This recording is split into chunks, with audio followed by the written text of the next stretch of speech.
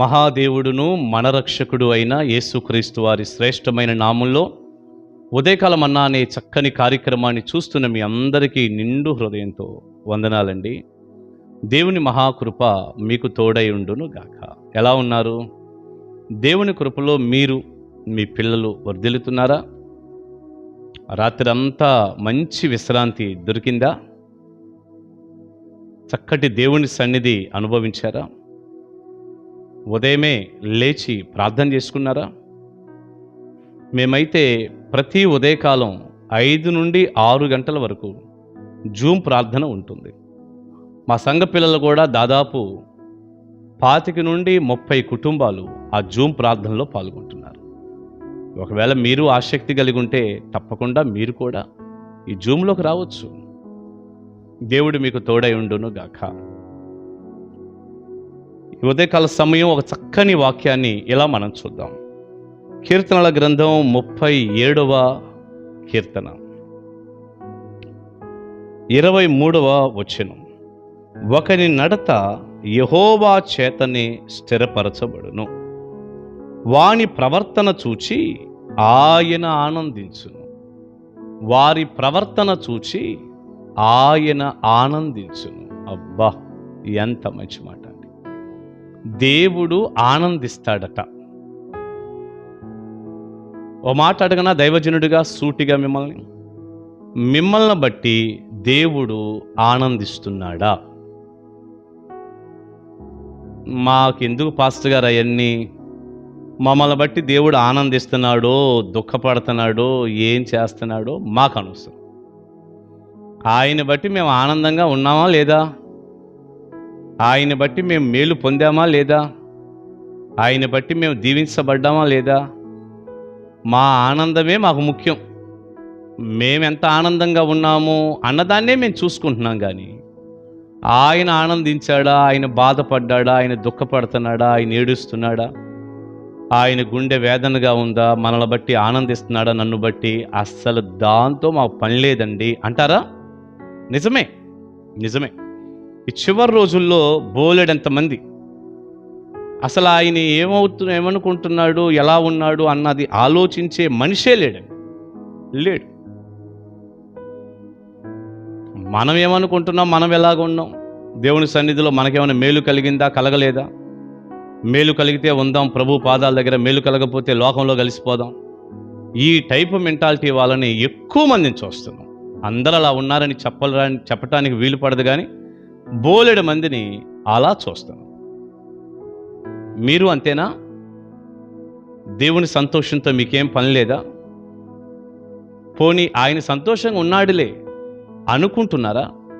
ఒకవేళ అలా అనుకోవటానికి మీరు మందిరానికి వస్తున్నారు కాబట్టి, పాటలు పాడుతున్నారు కాబట్టి, వాక్యం వింటున్నారు కాబట్టి, కానుక ఇస్తున్నారు కాబట్టి, పరిచర్య ఏదో మందిరంలో చేస్తున్నారు కాబట్టి, లేదా పాస్టర్గా నాలాంటి వాళ్ళు మీ ఇంటికి వస్తున్నారు కాబట్టి, లేదా పోనీ మీకేదైనా వచ్చిన డబ్బును బట్టో ఆశీర్వాదాలను బట్టో వీటన్నిటిని బట్టి అలా అనుకుంటున్నారా?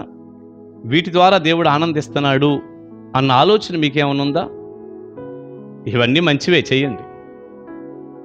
కానీ వాటిని బట్టి దేవుడు ఆనందిస్తున్నాడని మీరంటారా? దేవుడు సంతోషంగా ఉన్నాడు అంటానికి అవి ఆమోద ముద్ర అంటారా? కాదుగా. నువ్వు పాటలు పాడటమో, మందిరానికి రావటమో, వాక్యం వినటమో, అవసరమైతే వాక్యం చెప్పటమో అనిపిస్తుందండి. నాబోటి వాళ్ళకి ఇంత మంచి ప్రసంగం చేశాను, మన వాక్యం అందించాక చాలామంది అంటారుగా, ఏం ప్రసంగం చేశారు అయ్య గారు, అద్భుతంగా చెప్పారు అంటుంటారు మనల్ని. మనకు కూడా అనిపిస్తుంటుంది. నేనంటాను, ఇవన్నీ కూడా దేవుడు సంతోషంగా ఉన్నాడు అంటానికి ఆమోద ముద్ర అంటారా? కాదుగా. ఈ వచనంలో ఏముంది? బోలెడున్న ఇలాంటి వచనాలు బోలెడు బైబిల్లో. ఒక్క మాటలో ఇక్కడ ఏముందంటే, అతని ప్రవర్తన చూచి, 2వ లైన్లో ఉంది, అతని ప్రవర్తన చూచి యెహోవా ఆనందించును. ఎంత చక్కని మాట అండి. వాని ప్రవర్తన చూచి ఆయన ఆనందిస్తాడట, ఆయన ఆనందించును. బా, ప్రవర్తన. ఇప్పుడు బోధ వేరు, ప్రవర్తన వేరు. పాట పాడటం వేరు, ప్రవర్తన వేరు. పరిచర్య చేయటం వేరు. మందిరం ఎవరైనా ఊడుస్తారండి, మంచినీళ్ళు ఎవరైనా పెడతారు, మందిరంలో కుర్చీలు ఎవరైనా తుడుస్తారు, మైకులు ఎవరైనా బిగిస్తారు, ఎవరైనా చేస్తారు కొద్దిగా అలవాటు చేసుకుంటే. ప్రవర్తన వేరు, బ్రతుకు వేరు కదా, జీవించటం వేరు. అందుకే యాకోబు అంటాడు, మీరు వినువారు మాత్రమై ఉండి మిమ్మల్ని మీరు మోసం చేసుకోకుండా వినిన దాని ప్రకారం ప్రవర్తించువారునై ఉండాలి. అది ప్రవర్తన వేరు, జీవితం వేరు. మనం మంచిగా ప్రవర్తించినప్పుడు, వాక్యానుసారంగా జీవించినప్పుడు దేవుడు భలే సంతోషపడతాడు, ఆయన ఆనందిస్తాడు. ఆయన ఆనందం కోసమేగా మనం బ్రతికేది, ఆయన ఆనందమేగా మనకు ముఖ్యం. ఏమోనండి మీ సంగతి ఏమో, నా మట్టుకు నేనైతే దేవుని ఆనందమే ముఖ్యం. నేను ఒక్కోసారి దేవుని సంతోషాన్ని చూసినప్పుడండి ప్రజల్ని సంతోషపెట్టలేను. మనం ఎవరూ చేయలేం, సేవకులైతే చెప్తున్నాను. దేవుణ్ణి సంతోష పెట్టాలనుకుంటే మనుషులు మనం సంతోష పెట్టలేం. వాళ్ళు ఏదో చేయాలంటారు, అదేమో దేవునికి విరోధమైంది, దుఃఖకరమైంది. అప్పుడు మనం ఏమంటాం, లేదమ్మా ఇది దేవుని పద్ధతి కాదు, దేవుడు ఇష్టపడడు, దేవుడు బాధపడతాడు, మేము చేయమంటాం. అప్పుడు వాళ్ళు ఏమవుతారు, మన మీద కోపం పెట్టుకుంటారు, బాధపడతారు. 1,000,000 మంది బాధపడివ్వండి, 1,000,000 మంది మన మీద కోపం పెట్టుకోనివ్వండి, ఒకవేళ మన మందిరంలో నుంచి బోలెడు మంది మాయనివ్వండి, వెళ్ళిపోనివ్వండి, ఏం పర్వాలేదు. ఆయన సంతోషమే మన సంతోషం. హల్లెలూయా. ఈ మధ్యకాలంలోనండి ఆకాశమందు ఆసీనుడా నీ తట్టు కన్నులెత్తుచున్నాను అన్న పాట ఒకటి రాయటానికి ప్రభు సహాయం చేశాడు, రికార్డు చేసి యూట్యూబ్లో పెట్టాం. ఆ పాటలో 3వ చరణం ఇలా ఉంటుంది,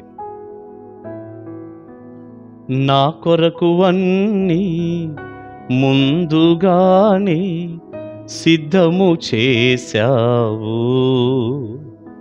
నీ కొరకు నేను జీవించాలని ఆశను రేపావు, నా కొరకు అన్నీ ముందుగానే సిద్ధము చేశావు, నీ కొరకు నేను జీవించాలని ఆశను రేపావు, నీ సంతోషమే నా సంతోషమై బ్రతికెదనయ్యా కలకాలము, నీ సంతోషమే నా సంతోషమై బ్రతికెదనయ్యా కలకాలము, బ్రతికెదనయ్యా కలకాలము.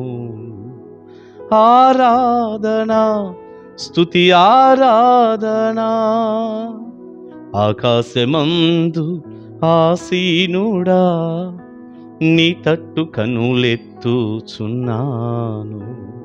మంచి పాట.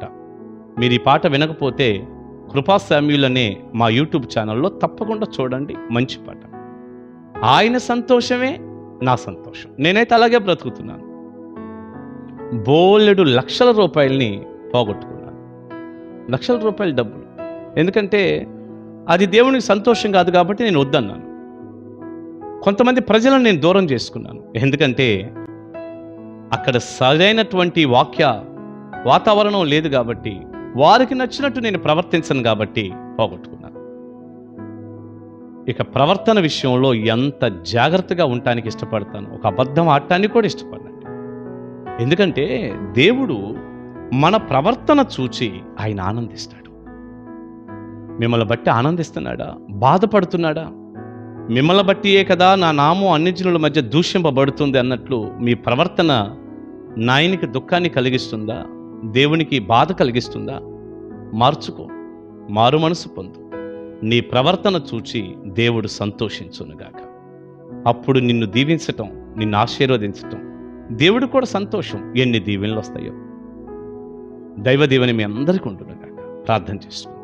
పరిశుద్ధుడా, ప్రేమగల తండ్రి, మా ప్రవర్తన చూచి మీరు ఆనందిస్తారు. మా యొక్క నడక ప్రవర్తన మీ ద్వారానే స్థిరపడిద్దని కూడా ఆ వాక్యంలో ఉందయ్యా. మీ సంతోషమే మా సంతోషంగా బ్రతికే కృప మాకు దయచేయండి, తోడుగా ఉండండి. ఒకవేళ ఎవరైనా పిల్లలు ఈ ఉదయకాలం మిమ్మల్ని సంతోష పెట్టేవారిగా లేకపోతే వారు మారు మనసు పొందుదురుగాక. కృప చూపించండి, నడిపించి మహిమ పొందండి. ఆరోగ్య క్షేమాలు ఇచ్చి దీవించి రోజంతా కాపాడి మీ సంతోషం కోసం ప్రవర్తనలో జాగ్రత్తగా ఉండి బ్రతికే కృప అందరికి ఇవ్వమని యేసు నామాని ప్రార్థన మనవులు అడుగుచున్నాను తండ్రి. ఆమేన్, ఆమేన్. God bless you. దేవుని మహాకృప మీకు తోడే ఉండును గాక. కలుసుకుందాం. God bless you. Praise the lord.